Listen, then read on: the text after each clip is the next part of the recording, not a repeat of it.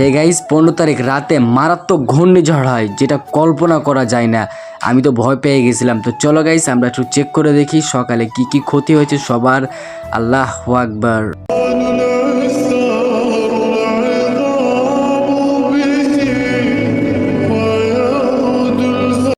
আসসালামু আলাইকুম গাইস, আমাদের বাড়ির পিছনে দেখো কি হয়েছে, কি ক্ষতিটা হয়েছে।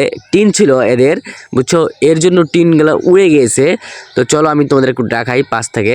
এই দেখো টিনগুলা কিন্তু জমা করেছে আর ক্যাথা ভিজে গিয়েছে। এই দেখো বাড়ির অবস্থা, দেখো বাড়ির অবস্থা 12টা বাজায় দিয়েছে। তো মহান আল্লাহ তাআলা চাইলে কি না করতে পারে, হিসাব করে রাখো।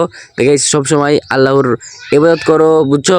তো আমার এখানে খুব কষ্ট লাগতেছিল এগুলো দেখার পর। যেন ওই রাস্তাগুলা একটু ভালো ঠিকঠাক আছে, কাদা টাদা হয় নাই, কিন্তু বাড়িগুলোর অবস্থা পুরো 12টা বাজিয়ে দিয়েছে। হঠাৎ করে ঘূর্ণিঝড়, আল্লাহ, আমার তো দেখার পর নিজে একটা কেমন কষ্ট না লাগতেছে দেখে।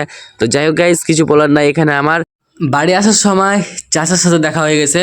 তো বলতেছে যে চলো পাটে শাক দিব। তো আমিও চলে এসেছি মাঠে, বুঝছো। তো সে শাক উঠাইতেছে, আমি উঠাইছি আমার 1 মুঠ, আর সে পাট করে উঠাই নিছে, কারণ হচ্ছে সে এক্সপার্ট আছে কাজে, এই জন্য।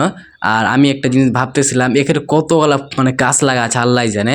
লাগা আছে পাটের শাকের গাছ, লাল শাকের গাছ, তারপর হচ্ছে আঙ্গুরের গাছ, তারপর হচ্ছে তোমার টমেটোর গাছ, আলুর গাছ, আর কত কি লাগা আছে জানি না। তো এই জায়গাতে রোদ পড়ে, এর জন্যই ফসল বেশি হয়। যে জায়গাতে রোদ পড়বে সেই জায়গাতে ফসল ভালো হবে।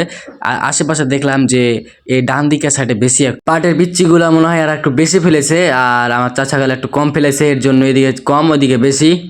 আর শাক তোলা শেষ, এবার আমি বাড়ির দিকে রওনা দিচ্ছি। আর হচ্ছে রোডটা মিষ্টি রোদ, এত ভালো লাগতেছিল, শরীরে লাগতেছিল মনে হচ্ছে কলজা মলজা জি একবার আত্মা পর্যন্ত ভরে গিয়েছিল। যাই হোক, অনেক অনেক ভালো লাগতেছিল। আজকে ভিডিও এ পর্যন্তই। ভালো থাকবা, সুস্থ থাকবা, আল্লাহ হাফেজ।